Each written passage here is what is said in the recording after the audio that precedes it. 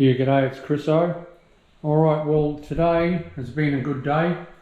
I've primed all the walls and laid all the floor. That's the shower there, goes through that line down there.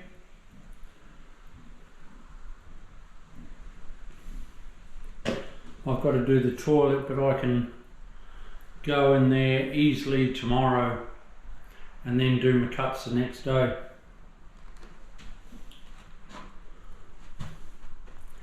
Down here, I'll put a 40mm piece of angle to cover my front edge, because it's not very often that you can come across your room with big tiles when you've got fall and end up flush with the aluminium.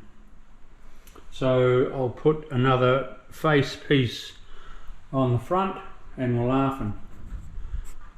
Right, we'll see ya. Bye.